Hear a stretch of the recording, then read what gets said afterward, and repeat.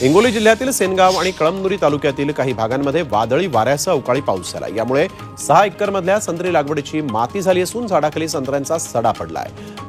अतिब पुसेगावकर या शेतकऱ्यासह अन्य शेतकऱ्यांचंही यामध्ये मोठं आर्थिक नुकसान झालेलं आहे। सरकारनं तत्काळ पंचनामा करून मदत करायची मागणी त्यांनी केली आहे।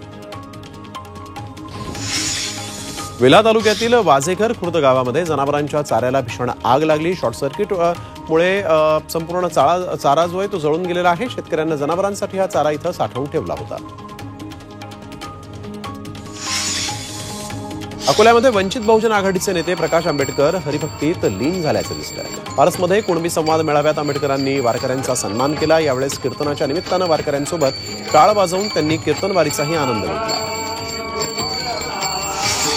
दीपिका पदुकोण आणि रणवीर सिंगच्या चाहत्यांसाठी एक गुड न्यूज आहे। हे दोघे जण लवकरच आई बाबा होत आहेत। दोघांच्या घरी लवकरच एक गोंडस पाहुणा येणार आहे। अमृत नोनी आर्थो प्लस, ये एक प्रूवन फॉर्मूला। इसमें मौजूद नोनी फल के गुण और आयुर्वेदिक जड़ी बूटियां शरीर को जरूरी पोषक तत्व देने के साथ साथ हड्डियों और जोड़ों के घिसने, उनमें होने वाले सूजन और दर्द को रोकने में मदद करता है। दर्द मुक्त जीवन के लिए अमृत नोनी ऑर्थो प्लस। दीपिका प्रेग्नेंट असून सप्टेंबर महिन्यात ती आपल्या पहिल्या बाळाला जन्म देणार आहे। वयाच्या 38व्या वर्षी ती आई होतीये। या दोघांनी सोशल मीडियावर पोस्ट शेअर करून चाहत्यांना ही आनंदाची बातमी दिली आहे।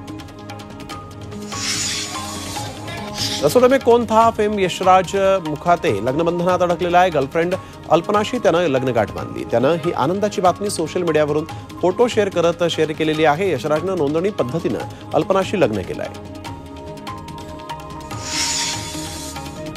लेखक सिद्धार्थ गरिमा यांच्या दुकान सिनेमाचा ट्रेलर रिलीज झाला। निर्माता संदीप रेड्डी या सिनेमाचा ट्रेलर त्यांनी लॉन्च केलेला आहे। या सिनेमातून सरोगसी मातेच्या विश्वावर भाष्य करण्यात आलेलं आहे। मोनिका पवार सिनेमामध्ये मुख्य भूमिका करतेय। तर येत्या 5 एप्रिलला हा सिनेमा प्रेक्षकांच्या भेटीला येतोय।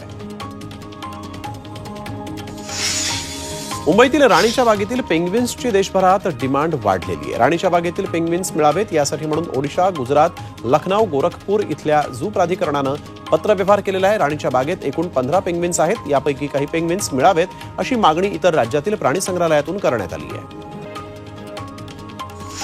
साता समुद्रापार गेलेल्या वारली चित्रकलेला सध्या घरघर लागली। भौगोलिक मानांकन असूनही बाजारपेठ उपलब्ध नसल्यानं सध्या वारली चित्रकार आर्थिक अडचणीत सापडलेले आहेत। ही चित्रकला टिकवण्यासाठी सरकारकडूनही मदत नसल्यानं वारली चित्रकारांकडून नाराजीचा सूर पाहायला मिळतोय।